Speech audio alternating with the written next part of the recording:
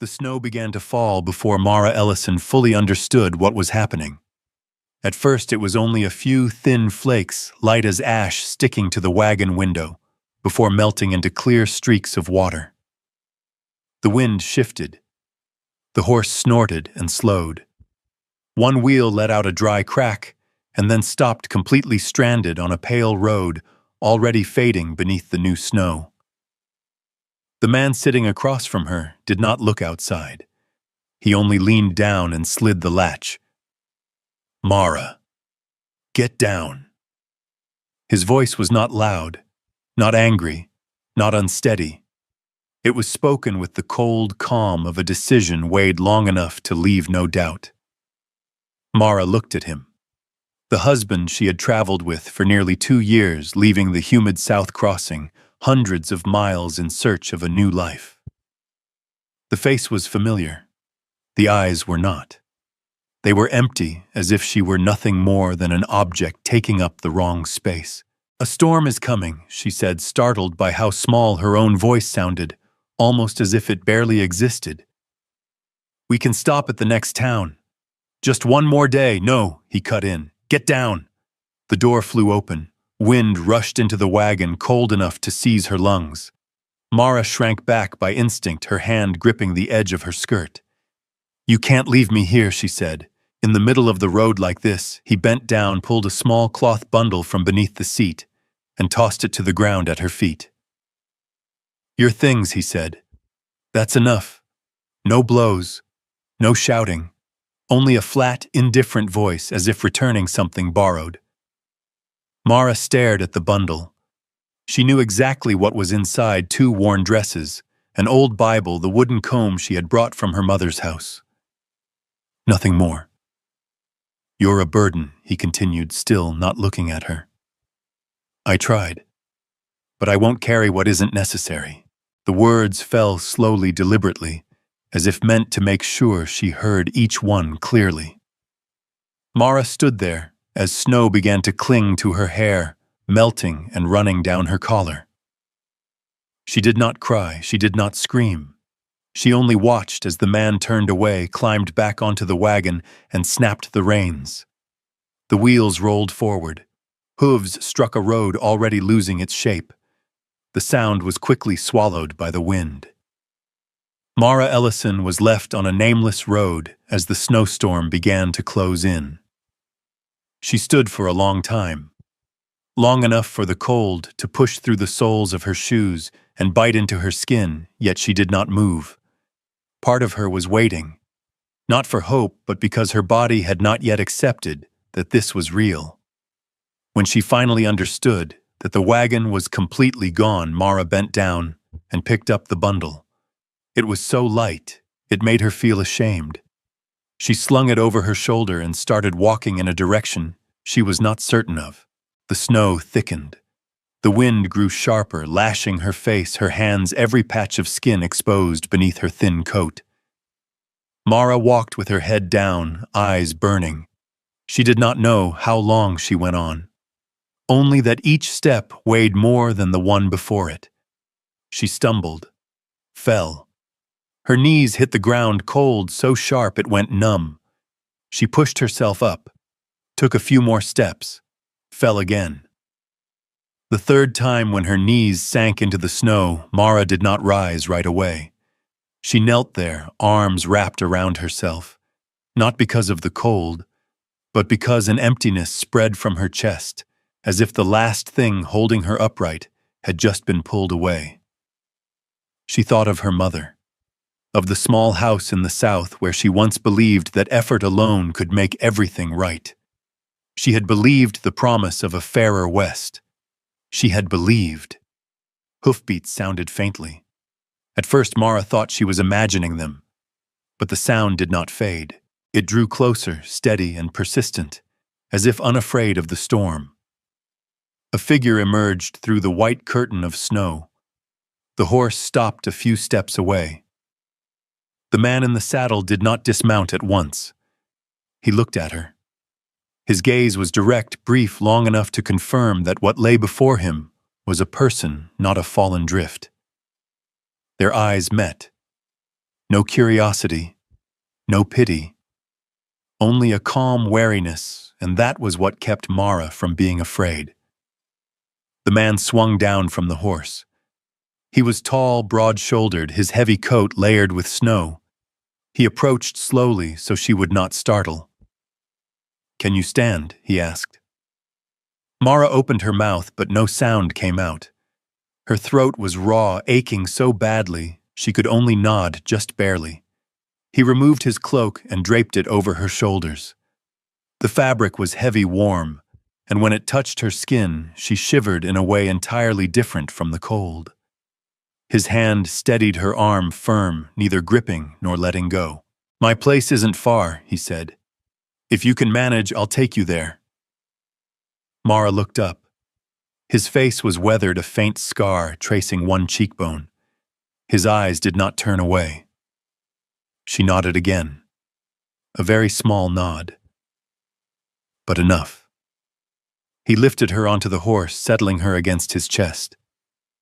His heartbeat was even slow, solid as the ground. "My name is Grant Holloway," he said, as the horse turned and stepped into the storm. "Mara," she whispered. "Mara Ellison." The snow kept falling.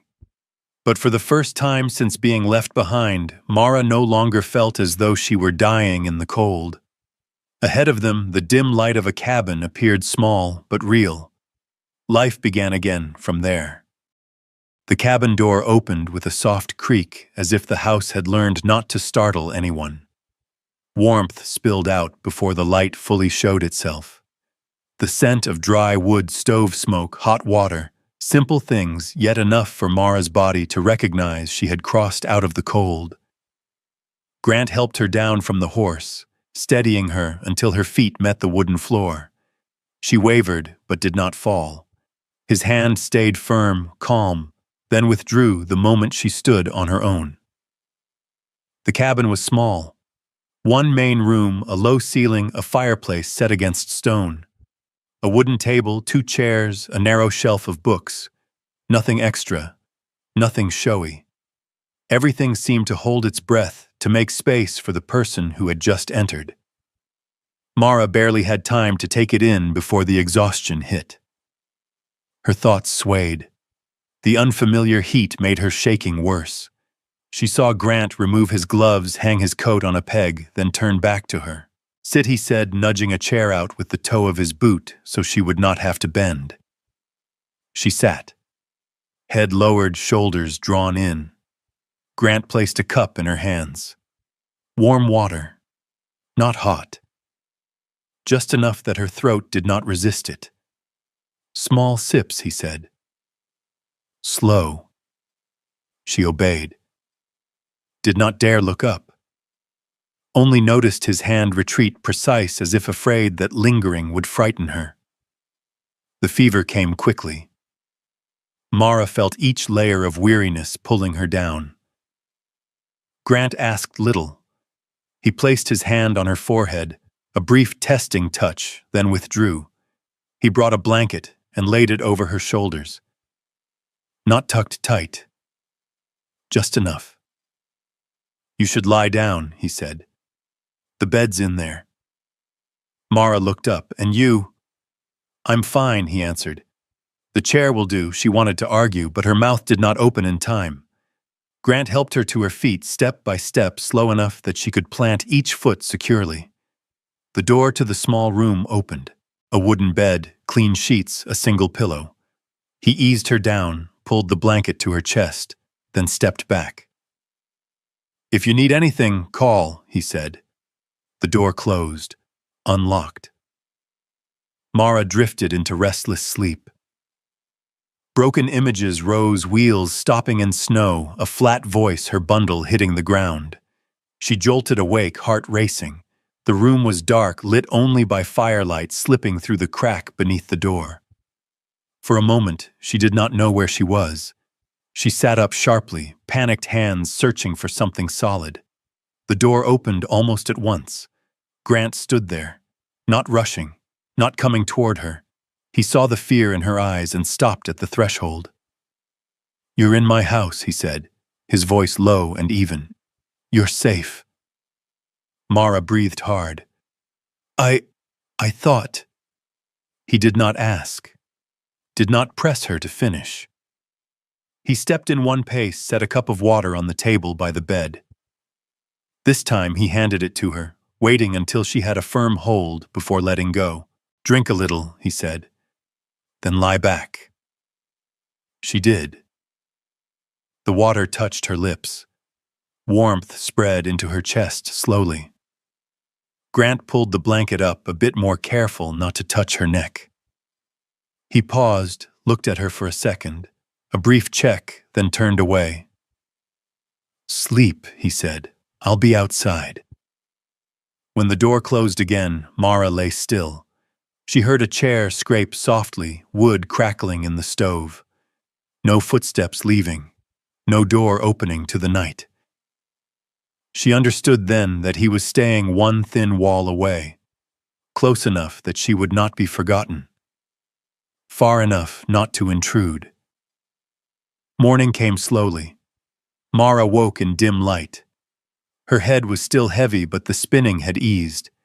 She smelled boiling water, heard a spoon touch a pot. She stayed still, listening. No sudden entrance. No voice giving orders. Grant appeared in the doorway, a bowl of soup in his hands. He stopped waiting until her eyes were fully open. "You're awake," he said. "Think you can eat a little?" She nodded.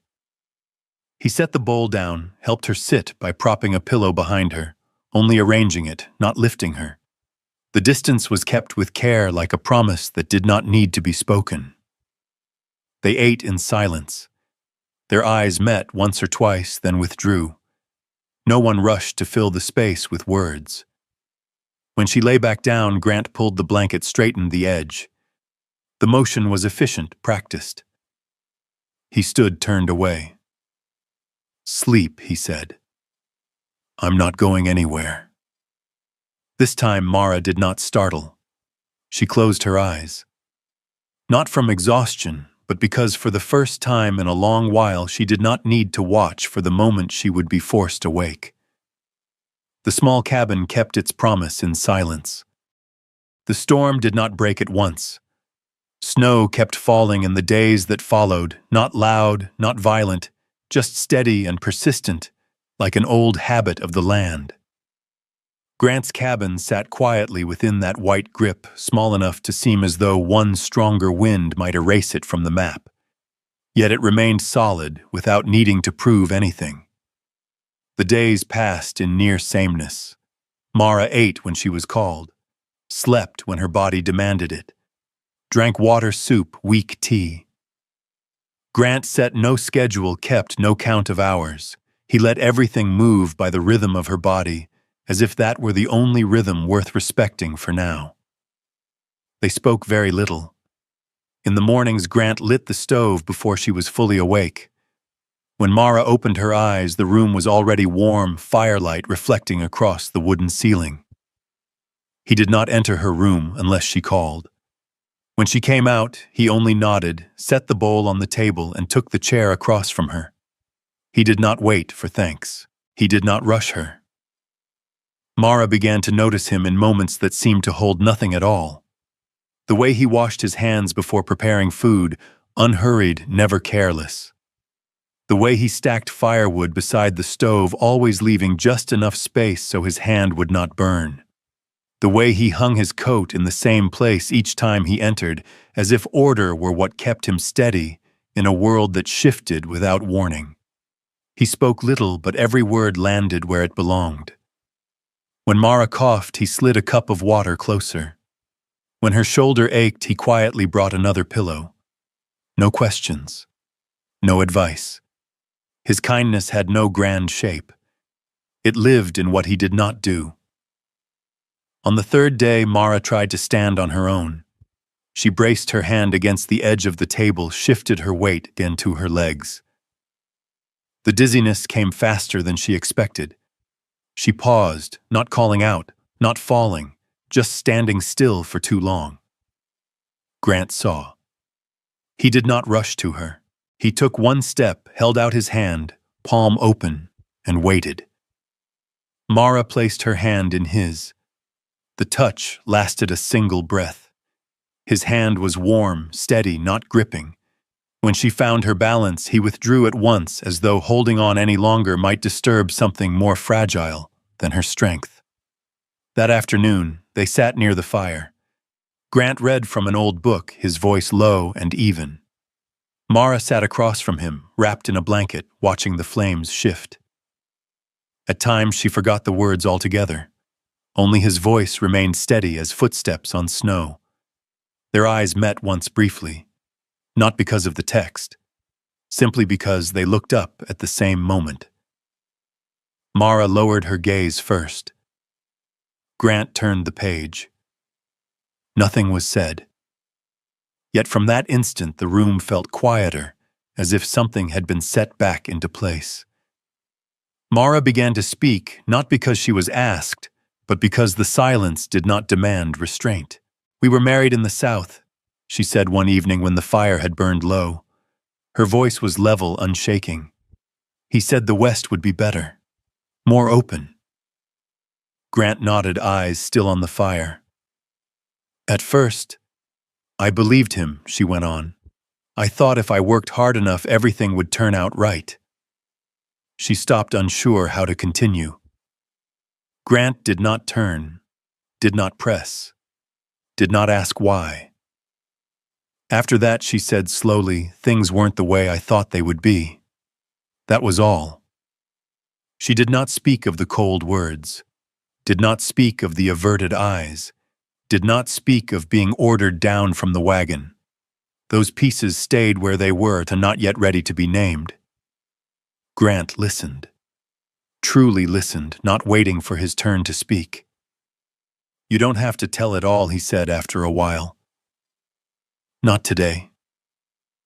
Mara looked up at him. Firelight traced his cheekbone, making the faint scar stand out. She did not ask about it, did not ask about his past. For the first time she understood she did not need to trade explanations for safety. The days that followed felt lighter.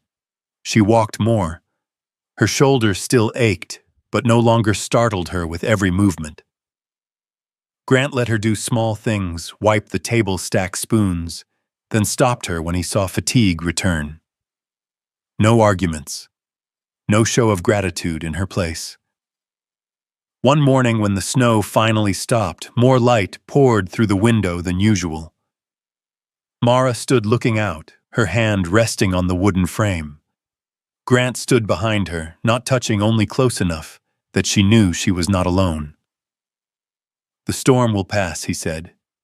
"Not quickly, but it will." Mara nodded. She did not ask when.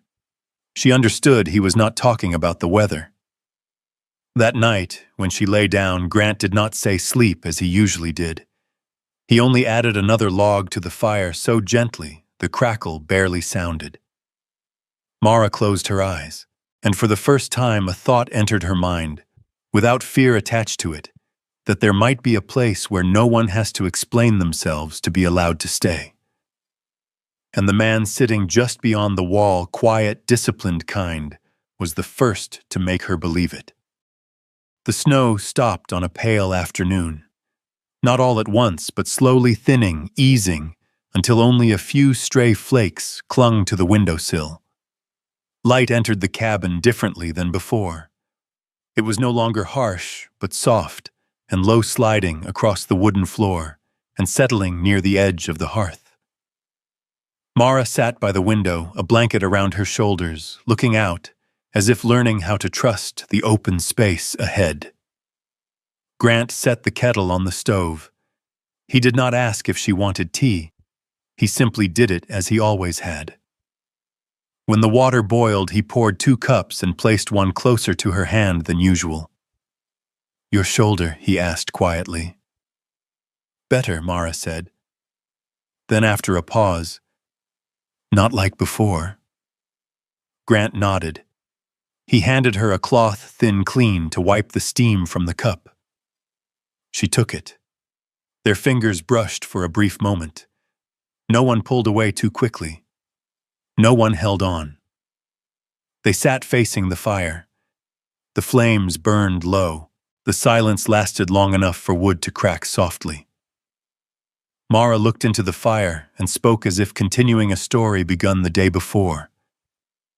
"He said I was a burden," she said, not looking at Grant. Not in anger. Calmly. She paused. Drew a breath. Grant did not move. "He said I wasn't right for the West.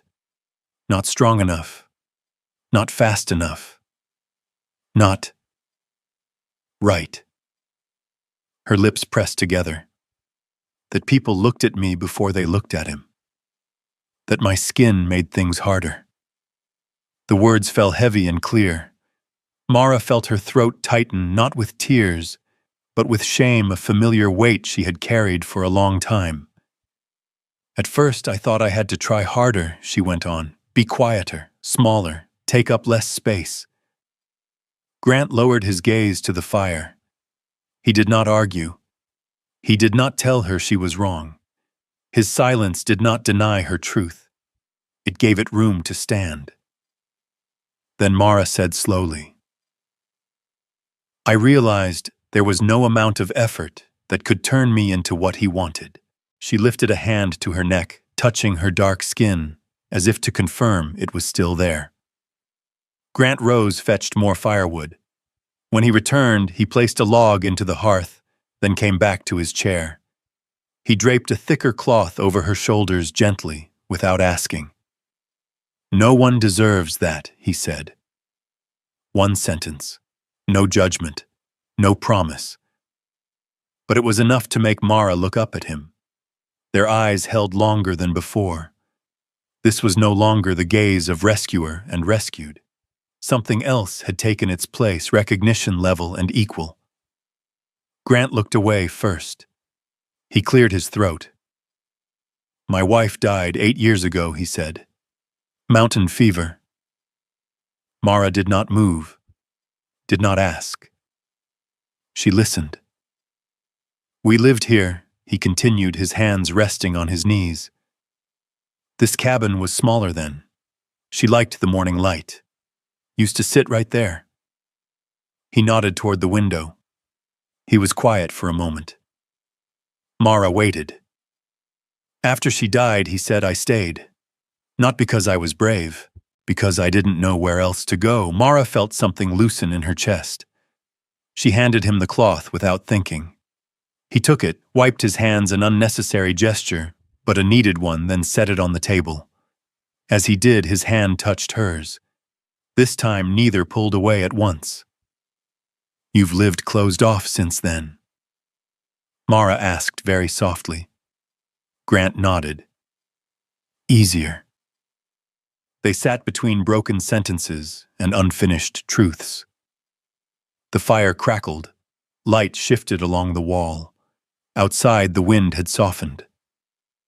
Mara understood something then, with a clarity that unsettled her. His pain was no smaller than hers, only different in shape.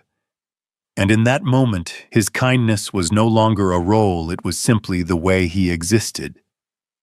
She stood slowly. Her shoulder still warned her to be careful. By instinct, Grant reached out and steadied her elbow. This time he held on longer than a breath. Not for balance, but as if weighing a new boundary. Mara looked down at his hand, then up at his face. No one spoke. The room seemed to hold its breath. Grant released her. He stepped back. "You don't ever have to tell more," he said. "Not ever." Mara nodded.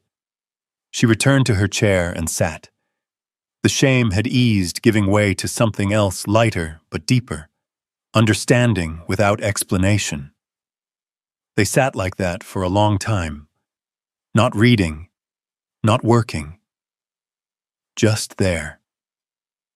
The silence stretched far enough for both of them to realize that some boundaries are made to protect, and some once touched begin to feel too small.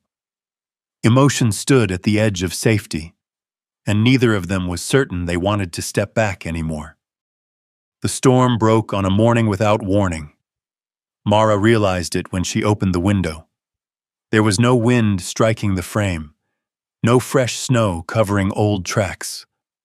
The road before the cabin lay open, narrow but clear, like a quiet reminder that the path had never vanished, only been hidden. Grant stood on the porch, tying down the tarp over the firewood. He turned when he heard the door. Morning light fell across his shoulders, revealing strands of gray at his temples. Mara stood in the doorway, one hand on the wooden frame, looking into the open space ahead, as if it were waiting for an answer. "The road's open," Grant said. "Not as good news, not as a push, just a fact placed between them." Mara nodded. She did not step outside. She did not turn back in. The distance between them from porch to door suddenly mattered more than it had before. "You can go," Grant added after a moment. "Whenever you're ready." He did not say should. He did not say must. He set no conditions. He pulled off his gloves and laid them on the wooden step as if emptying his hands of all claim. Mara looked at him. "You're not." "I'm not deciding for you," Grant said. "Never have." The words reached her in a different way. Not sharp, not painful, but enough to show her that her fear had changed shape.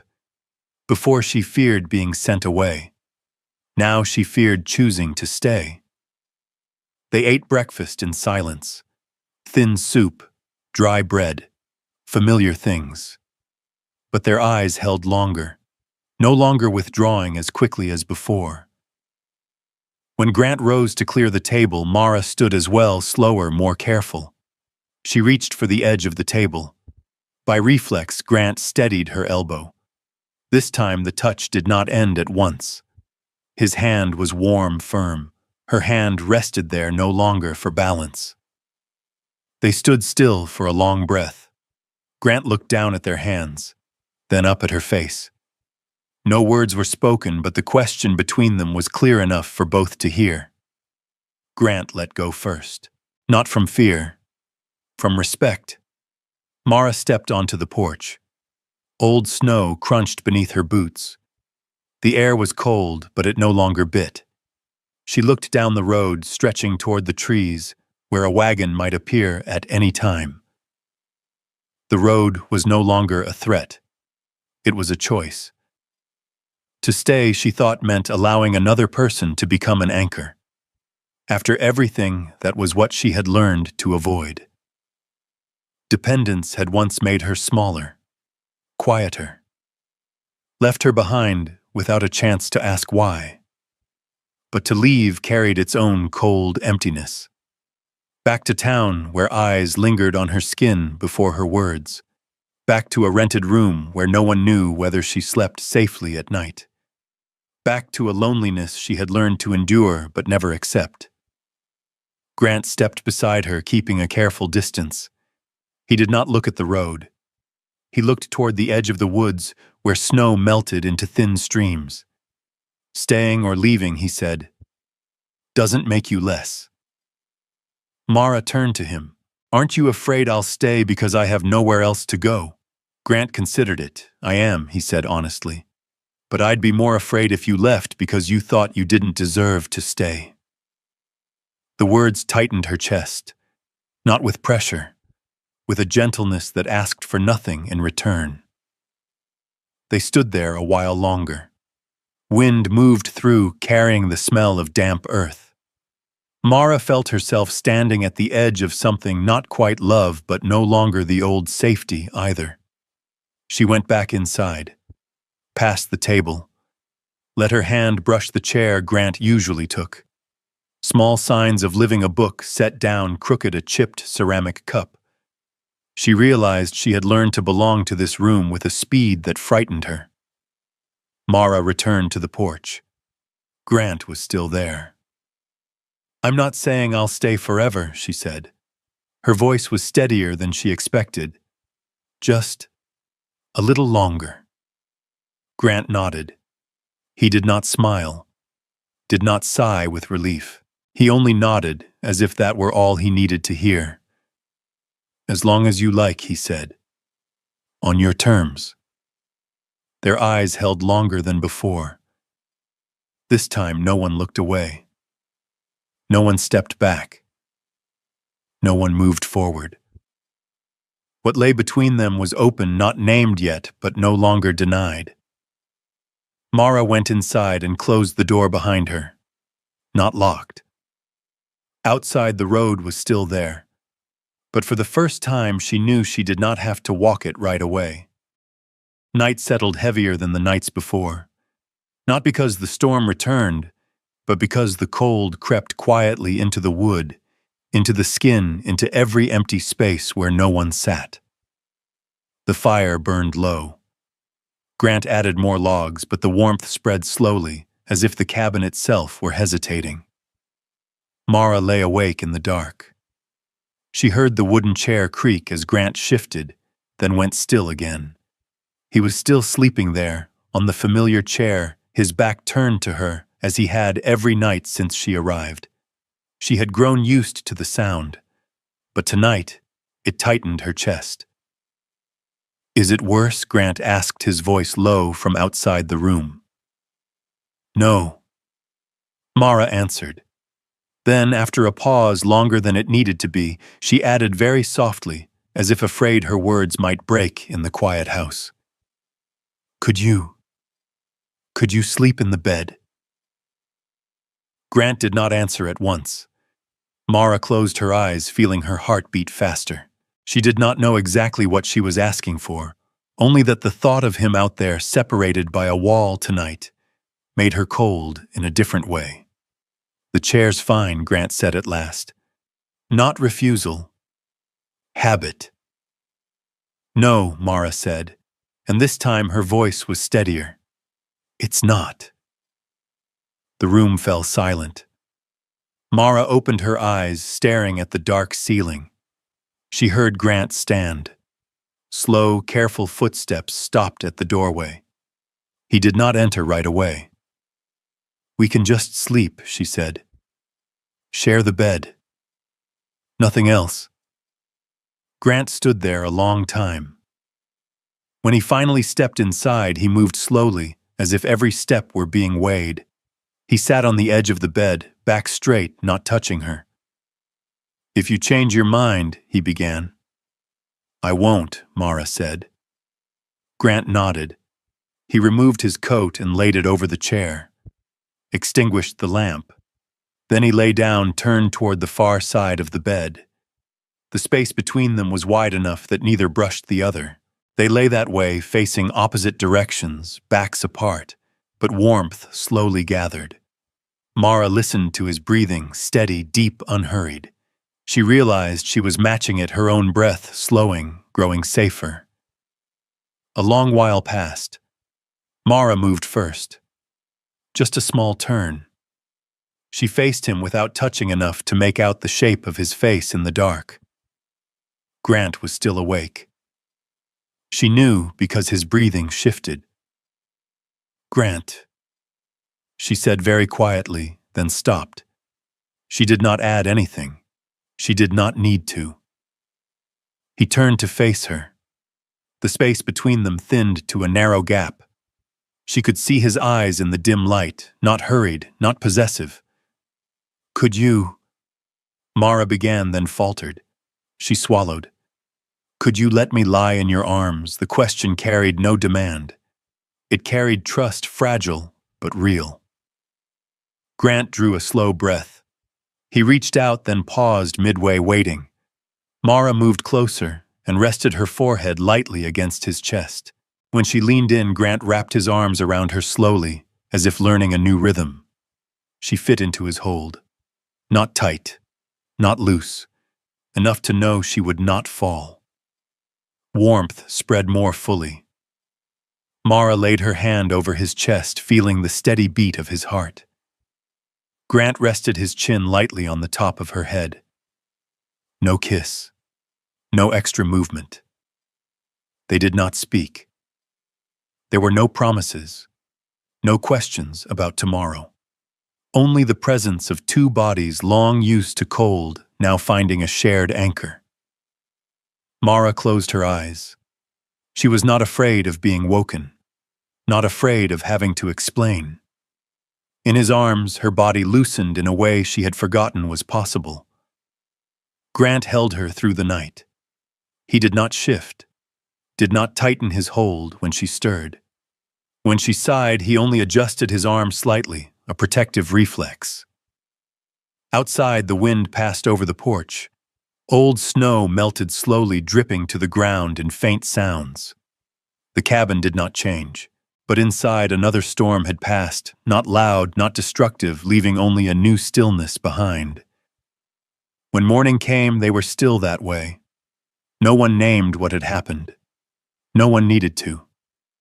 After the storm, they simply lay there. Morning arrived very gently. There was no howling wind, no fresh snow. Only a thin light sliding through the window, touching the wooden floor, then coming to rest at the edge of the bed. Mara opened her eyes and realized she was lying on her side facing Grant's chest. His arm was still around her, looser now, as if it had eased away sometime during the night, so she could breathe more easily. No one moved right away. Grant had woken before her, Mara knew by the change in his breathing, deeper, more alert. But he did not pull his arm back, did not tighten it. He simply kept still, a quiet acknowledgement that the night had happened and did not need to be undone. Mara shifted very slightly. Grant released her at once, drawing his arm back toward himself, slow and careful. A space appeared between them, thinner than on any day before, but enough for them both to rise without touching. "Are you still tired?" Grant asked. His voice was low, ordinary, almost unchanged. "No," Mara said. She sat up and pulled the blanket around her shoulders. "I'm fine." No one mentioned the night. No one apologized. No one explained. Grant stood first, pulled on his coat, and went out to tend the stove as usual. Mara stayed a moment longer, looking at the pillow still holding its shape, then rose and followed. Breakfast passed in their familiar silence, but something was different. Their eyes lingered a fraction longer before turning away. The distance between chair and table seemed shorter. When Grant set the bowl in front of Mara, his hand paused there for a beat, just long enough for her to notice, then withdrew. Nothing crossed a boundary, but the old boundaries were no longer in the same place. Mara ate slowly. She felt her body in a new way lighter, but also more fragile. She was afraid of one very specific thing, that the night before might have pushed everything too fast. That the safety she had just found could dissolve if it were named the wrong way. After clearing the table, Grant stood still for a moment, as if weighing something. Finally, he said, If you want me to go back to the chair." "No," Mara said at once, then stopped. She drew a breath, not because of last night. Just, "I don't want us to pretend nothing has changed." Grant looked at her. There was real concern in his eyes, not for himself, but for her. "I don't want to hurt you," he said, "or make you feel like you owe me anything." Mara nodded. "I'm afraid too," she said. "Afraid I'll trust the wrong place again." They stood facing each other in the familiar room, saying their fears aloud for the first time without armor. No one claimed the right answer. No one tried to soothe the moment with promises. "We can go slow," Grant said. "Slower than slow." Mara smiled faintly. "But not backward." Grant nodded. That agreement needed no seal. It lived in the way he stepped back to give her space, then stepped forward when she moved closer. In the way Mara let her hand brush the edge of the table as she passed him, not to be steadied, but to be known. The day passed ordinarily. Grant went out to mend a fence bent by the snow. Mara stayed inside, wiping the table, straightening books, small tasks that had become routine. They crossed paths at the doorway a few times, their eyes meeting holding, then each returning to their work. No avoidance. No demand. By late afternoon, Grant brought in a fresh bundle of firewood. Mara rose to help, reaching out to support one end. Their hands touched this time without flinching. Grant held a fraction longer, then let go. Mara felt her heartbeat settle into a steady, easy rhythm. Night came. They sat near the fire as usual. No reading, little talk, just being there. When Mara stood to go to bed, Grant did not look away. He only nodded. "Good night," he said. "Good night," Mara answered. They lay on the same bed, facing opposite directions, the distance between them held by a shared decision. Not out of fear, out of respect for what had just begun. In the dark, Mara realized she was no longer afraid of mourning, not afraid of explanations, not afraid of being left behind. The sense of connection did not come from possession, but from the fact that they were both choosing to stay each day a little at a time, without haste, without retreat. After that night, they did not step back. They only learned how to walk together more slowly. The town came into view after the bend in the road, smaller and more exposed than Mara remembered. Most of the snow had melted, leaving damp stretches of mud along the edges of the street. The horse moved slowly. Grant held the reins, steady, unhurried. Mara sat beside him on the wooden bench of the wagon, her back straight, hands resting quietly in her lap. She had been into town with him before, but today felt different, as if something were waiting. They stopped in front of the general store. Grant climbed down first and turned back, offering his hand. Mara placed hers in his and stepped down. The touch was brief, natural, unconsidered.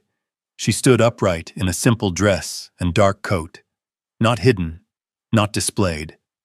A voice rose from across the street. "I didn't expect you to find your footing so quickly." Mara turned. The world seemed to pause for a beat. The man stood there, leaning against a wooden post outside the saloon, his face familiar enough to pull old memories to the surface at once. That look, that smile. Her former husband. His coat was dirty, the collar worn, but the way he looked at her had not changed, measuring, mocking, as if she were still something he had the right to judge. Relying on another man now, he said, his voice louder than necessary. "That was fast. Or is that what you've always been good at?" A few people in town turned to look.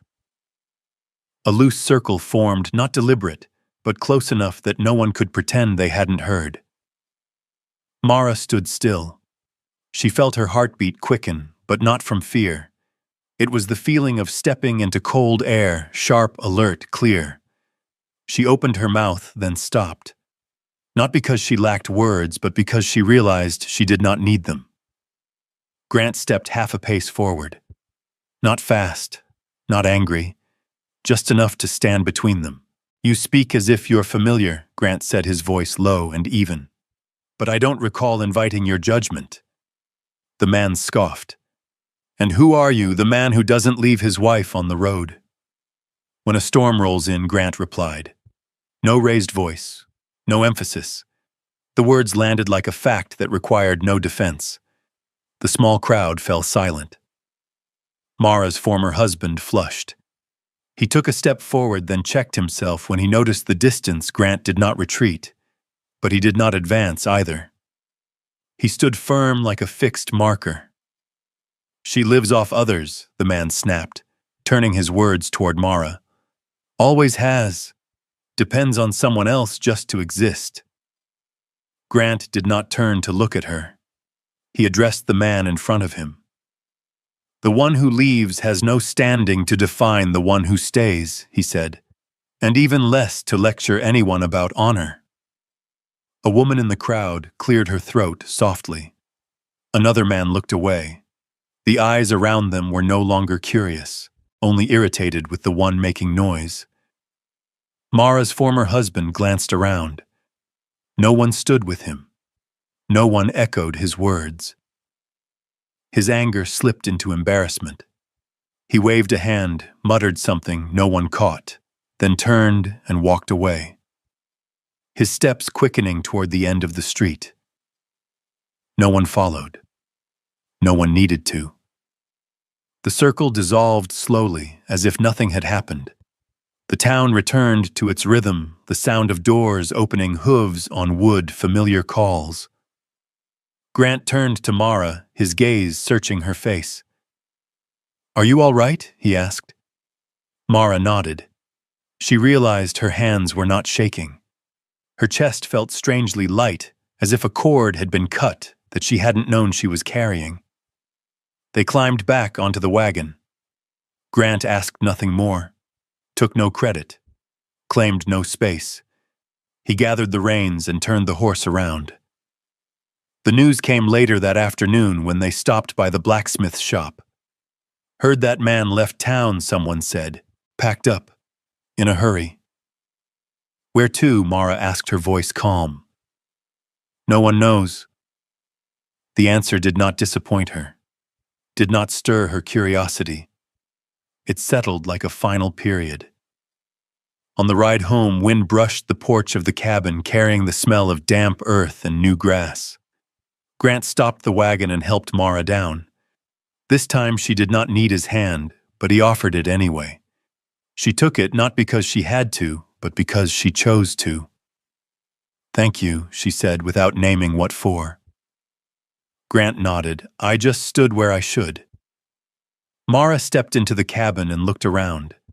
Everything was the same, but something in her was not. There was no longer a cord pulling her backward. No gaze left that claimed the right to judge her. She stood on the porch and drew a deep breath. Freedom did not arrive with celebration. It arrived through absence, the absence of fear, the absence of a name that had once weighed on her. Grant stood beside her at a careful distance, no holding, no claiming, just there. For the first time, Mara Ellison knew this for certain: she had not been freed by anyone else. She was free because the past no longer called her back. Mara decided to stay on an entirely ordinary morning. There was no thunderous moment, no sentence meant to mark it. She simply opened the window, looked down the road leading back to town, and realized she no longer felt the need to leave in order to prove anything.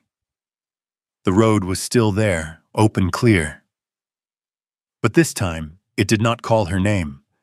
She turned back and looked at the small cabin, the table worn familiar by use, the crooked bookshelf, the chipped ceramic cup. Signs of a life that did not plead or cling. They simply existed, and she wanted to exist with them. "I want to work," Mara said to Grant when he came in from the morning. She spoke as if setting a stone on the ground, no throw, no testing of reaction. "Not here, in town." Grant paused for a beat. "You don't have to." "I want to," she cut in calm. "Not to depend on anyone, but because I want to stand on my own." He nodded, asked nothing more, set his coat back on its hook, straightened it, then said, "There's a dressmaker at the east end of the street. She's particular, but fair." Mara smiled. "I'm used to that." On the first day, Grant drove her into town. Not from worry, only because the road was still slick with mud. He stopped the wagon at the door and did not follow her in. Mara entered alone. She heard scissors cutting cloth, smelled starch, felt the weighing looks, not unkind, but not easy. She spoke briefly, hands resting on the counter, no pleading. The owner examined the stitches Mara brought, tested a few seams, then nodded. "Come back tomorrow," she said. When Mara stepped outside, Grant was still leaning against the wagon, one hand on the saddle. He looked at her without asking. Just waited. "Tomorrow," Mara said. Grant nodded, a faint smile, not of victory, but of seeing her place her foot where it belonged. The days that followed found their own rhythm. Early mornings, Grant took Mara into town. He did not enter the shop, did not wait at the door. He turned the wagon at the end of the street, a quiet respect that needed no explanation. In the afternoon, he picked her up on time, never early, never late. They spoke little on the road, enough to know how the day had gone. Grant showed care in ways that made no sound. One afternoon, he set a small bundle of flowers on the table, wildflowers from the edge of the woods, no paper, no reason. Mara looked at them, then at him. No occasion, she asked. No, Grant said. Just thought they were good. She put them in a tin can and set them by the window. Light touched the petals, gentle. Nothing more was needed. At the dress shop, Mara worked steadily, carefully. She learned the pace, how to listen, how to say no when needed. The early glances turned into nods, short greetings into small inquiries. She brought home the scent of new fabric and starch, the smell of a day that mattered. In the evenings, they ate together, sometimes talked about difficult stitches, sometimes about a fence that needed fixing. They did not speak of the past, did not sketch a distant future. They set their days beside each other plainly without pushing. One night as Mara set her bowl down, Grant said, "I don't want you to think I don't." Mara said, meeting his eyes, "I'm here because I choose to be." Grant nodded. That certainty warmed the room like a steady fire. They made no declarations, changed no forms of address. But things shifted. When Mara came home late because the shop was busy, Grant left the porch light on, not to call her, only so she could see the house from a distance. When Grant returned late from fixing a fence, Mara kept supper warm and said nothing. Another evening, they stood on the porch in light wind, clear sky. Grant held out his hand. He did not pull. He simply placed it there. Mara put her hand into his without hesitation. "We are," Grant began, then stopped. "We are," Mara said softly. No other word needed. They stood side by side, unremarkable. The town noticed, then stopped noticing. No noise, no congratulations. Just two people moving together steadily. When Mara hung the first dress she had made for herself on the hook, she understood that the important thing was not staying in this place, but staying in the way she chose. Grant looked at her, no possession, no guarantee, only presence. And that was enough. They were in their own way a couple at last. No loud calling, no marked milestones, only the quiet certainty that each morning they would turn back in the same direction. Spring arrived without noise. It came in the form of young grass pushing up along the fence and the smell of damp earth clinging to Grant's boots when he stepped inside in the lengthening light of each afternoon. The town changed clothes slowly. Windows stayed open longer. Laughter showed up more often at the end of the street. And with spring came clearer looks directed their way. Some were gentle, some measured. People nodded to Mara as she passed the dress shop, asked about her work, praised the steadiness of her stitching. Others glanced at Grant and then away, unsure whether to trust something that did not carry a clear name. Mara noticed it all. This time it did not slow her. Grant noticed more. He noticed how a careless remark could cut, how silence could judge. And he chose Mara each time not by shielding her, but by standing where he belonged. Once in the general store, someone made a remark about improper living. Grant did not stop. He only set his hand lightly at the small of Mara's back, just enough to say she was not alone. Then he said calmly, "We live decently. That's enough." It did not end the whispers, but it drew a line. The spring gathering came at month's end, a small affair on the grass near the creek. Long tables, baked pies, simple music. Mara wore a dress she had sewn herself, soft in color, fitted to her. Grant stood beside her, shirt brighter than usual, boots freshly cleaned. They arrived together, neither hidden nor displayed. They walked the stalls, listened to the music, shared pie. Some greeted them, some only nodded. Grant held Mara's hand not to prove anything, but as a new habit settling in. Mara held on, certain. When the sun dipped low, Grant led her to the edge of the field where it was quieter. The music carried from a distance just enough. He stood a moment as if waiting for his breathing to steady. "Mara," he said, speaking her name fully. "I'm not good with big words," she smiled. "You don't need them." Grant took a silver ring from his pocket, plain, no stone softly worn.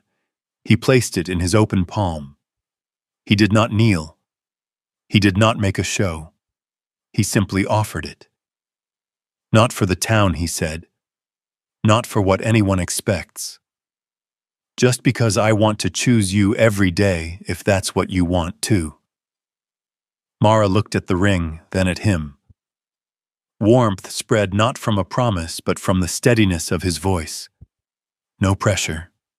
No hurry." "We don't need to rush," she said. "I don't want a vow to prove what we've already lived." Grant nodded. "Neither do I." She took the ring, but did not put it on. She held it in her palm as one holds an open possibility. They stood together, listening to distant music and running water. No applause. No witnesses beyond themselves. That night, they walked home slowly. The porch light was on. The cabin opened as it always had, not for a new ceremony, but from a habit that had learned how to wait. At the table, they ate supper and talked about the gathering, about tomorrow's work. The silver ring lay between them, catching the lamplight. No one named it. No one fixed it into place. Later, they sat on the porch with a light blanket. Grant laid his hand over Mara's. She leaned into his shoulder. For them, family did not begin with vows. It began with standing together under different gazes and choosing to stay. Marriage was mentioned like a door left unlocked, not hurried open, but known all the same to be one they would step through when the time came. They married on a morning with nothing to show off. No long dress. No procession. Only sunlight slipping through the windows of a small church, the scent of old wood, and a few chairs set neatly in place. Mara wore a cream-colored dress she had sewn herself, even stitches a simple collar. Grant stood beside her in a clean shirt, his hand slightly unsteady as it held hers. Their vows were spoken softly, just loud enough for the two of them to hear. No one else needed to witness more than that. After the ceremony, they went home by the familiar road. The wind was light. The horse walked slowly. There was no sense of a new life opening with drums and noise, only a rhythm being set side by side, made official, yet no different from how they had already been living. The house changed through small things. A chair was pulled closer to the window for Mara to sew by. A new shelf for Grant's ledgers. Then a cradle set in the corner, not displayed, not hidden. When Mara became pregnant, the news arrived like rain after drought, quiet, steady enough. Grant said little. Each night he placed his hand on her belly, as if checking that a small miracle was unfolding exactly where it should. Their first child was born just as the sky lightened. No noise, no drama. A small cry, then silence once the child was placed in its mother's arms. Grant stood nearby, eyes wet, unashamed. He spoke the child's name very softly, as if afraid to break something fragile. Mara looked at the baby, then at Grant, and realized an old fear had finally left her chest. The years that followed came naturally. Another child. More footsteps across the wooden floor. More dishes, more clothes drying on the porch. The cabin did not grow quickly, but the door was always open. Open for neighbors stopping in for water. Open for travelers caught in the rain. Open for children running in and out, carrying laughter with them. Many afternoons, Mara stood in the kitchen doorway, hands drying on a cloth, eyes following familiar movements. She no longer remembered being left in the snow in a way that pierced her heart. The memory remained, but it no longer defined her. She was the one who kept the rhythm through meals, gentle reminders, through listening when someone needed to speak. Grant was no longer lonely in the old way. He was still quiet, still left early and returned late. But when he came home, there was light waiting.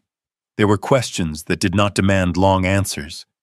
There was a hand laid on his shoulder not to hold him, but to greet him. He learned to smile more, learned to sit on the floor and play with his children, awkward but patient. Learned to open the door not only for others, but for himself. The town changed slowly. The eyes that once measured them grew tired. People became used to seeing them together, without display, without explanation. Mara joined sewing circles, taught young girls the basics of stitching. Grant helped repair bridges and raise fences. They became part of the place without needing a title. On quiet nights when the children were asleep, they sat on the porch. One blanket shared, the wind passing through. Grant placed his hand over Mara's. She rested her head on his shoulder. There was no need to speak of tomorrow. The house breathed evenly behind them. Legacy is not land or ledgers. Legacy is a home that has learned how to wait for others to enter. It is children growing up knowing that safety is not a luxury. It is two people who were once left behind in different ways, choosing to stay, laying each brick of kindness by hand. Mara was no longer the one left behind. Grant was no longer alone. They did not build a story to tell.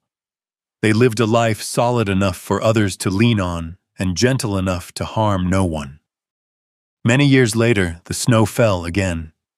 Large flakes, slow with no wind to drive them. They settled on the roof, on the wooden fence, darkened by time on the familiar road leading back to town. Mara stood by the window, her hand resting on the cool frame, watching the yard gradually turn white. That sight had once been fear. Now it was simply a season. Inside, the fire burned steady. The smell of fresh bread drifted through the room, mixing with pine smoke. Small footsteps crossed the floor. A child ran past, calling for their mother, then disappeared into the kitchen. Grant laughed somewhere behind her, his low, familiar sound, like a constant rhythm that never quite left. Mara turned and looked at a house that had learned how to hold life. Every corner carried its marks, a table scratched by hurried meals, a bookshelf bowed from being taken down and put back too many times. A blanket patched with a small square.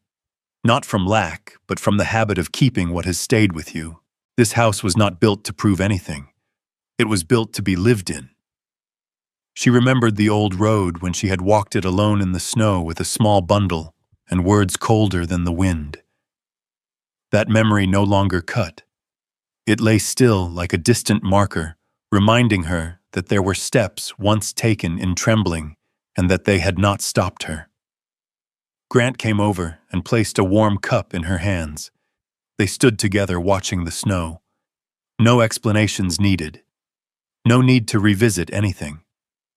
Peace did not come from forgetting, but from having passed through.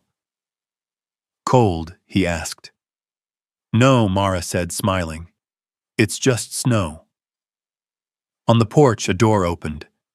A neighbor stopped by to ask for fire because his wagon had slipped on the hill. Grant pulled on his coat and went out to help unhurried. Mara set out another chair. These small acts happened naturally, like breathing. The house opened its door not from showy kindness, but because it had learned not to close itself. That evening, as the snow thickened, they gathered around the table. Voices softened, then faded. The children fell asleep. The fire burned lower. Mara and Grant sat on the porch with a shared blanket. The world was white, but not cold. The wind passed without howling. Mara looked up at the sky and thought of the turns she had not taken, of the times she nearly left not because of this place, but because an old fear had whispered that safety was always temporary. She touched her ring, silver worn dull with time needing no polish. What lasts does not need to shine. Grant laid his hand over hers, not gripping, not loose, just enough to know they were both here where they belonged. If that day... He began, then stopped. Mara shook her head. No if. They sat in silence. Silence was no longer empty. It was a space filled with repeated days' rides into town, shared meals, seasons passing quiet laughter. Things that did not need retelling to prove their meaning. The snow kept falling, whitening everything. Yet under the porch light, footprints remained going in, going out, not disappearing at once. Mara watched them and understood that life is not about avoiding storms. Life is learning how to stay after a storm has passed, and when it comes again, knowing you are not alone. She rested her head on Grant's shoulder. He leaned gently toward her. They sat like that for a long time, long enough that time did not need counting. There are lives that do not begin with love, but begin the first time someone is not left behind. Snow fell. The house was warm, and there are those who stay not because they must, but because they chose one another a long time ago. If you have known loneliness, loss, or the need to be strong when no one stood beside you, this story is for you. And if a part of it brought you back to yourself, leave a few lines in the comments. Your story may warm someone else just as Mara and Grant have done. If this story softened something in you, don't forget to like, subscribe, and share it with the companions who walk with you through the long road of life. We are here to tell, to listen, and to make sure no one is ever left behind.